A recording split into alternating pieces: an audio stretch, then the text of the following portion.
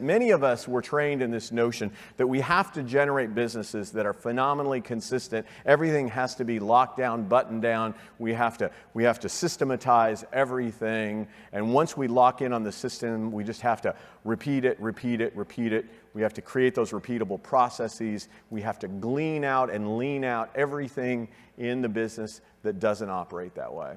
And that really was the evolution, I think, of great service over time. You look at the movements to consistent processes or assembly lines or automation to reduce some of the repetitive manual activities. And you see that as a pretty strong trend. But today, with the incredible speed of change, many people have started to move to agile design.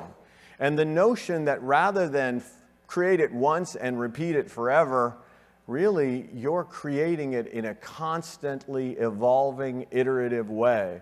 And rather than loving our darling processes, we have to almost kill the darling processes in lieu of the needs of now. So the kind of evolution of this in terms of what is it that we need to do in business is really, I think, 4 very simple activities and a constant willingness to do them. So one is to listen. Listen to the environment, to the stated needs of your employees and your customers, and be able to say, patience, what is it that you're needing? And when I'm talking about listening, I'm not just talking about listening with my ears. I'm talking about listening with my eyes. I'm listening to their behaviors and as they anticipate service, as they're engaged in service. I am observing what they're bringing in, what devices they're using in the environment. I am constantly thinking about what is happening for all of us beyond what's happening in the context of my business. And as I listen, I start to imagine. And I say a very, I think, powerful 2 words in business is, what if we, what if? What if we were to try something to move us a little closer to what I'm hearing? What if? So the what if space can be what if on an iterative basis, and we'll talk about that, or it can be what if in a grand leap. What if we did something that's just see how it goes? We're not going to wed ourselves to it. We're not going to go all in on it. We're just going to what if it for a little bit and think about how it might solve a need. And then once we've thought about it, we need to try it.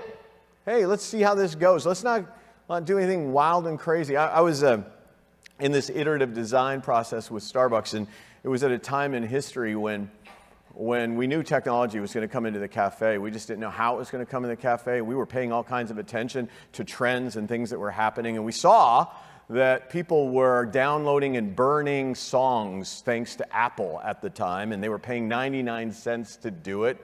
They were also using Napster to steal music. There was all kinds of things going on. We thought, well, let's try something. What if we could create a listening place inside of Starbucks and let coffee be the backdrop to your experience and discovery of music? Wouldn't that be awesome? And so we opened a few Hear Music places around the country. One in Austin, for example, called the Hear Music Bar. You'd come in, you'd sit down. There's a giant screen there, and you could put on these really grimy headphones that everybody else had been wearing. And you could sit there, wait for your barista to bring your venti latte, and you could pick songs, create a playlist, listen for free while you're in the environment, hopefully drink lots and lots more of the latte.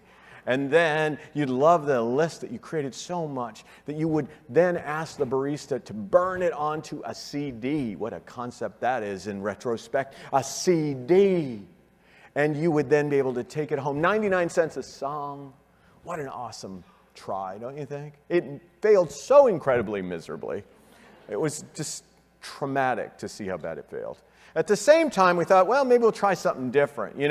You could literally walk out of headquarters at Starbucks in Seattle, and you could go to the taco truck in the parking lot, and they had free Wi-Fi.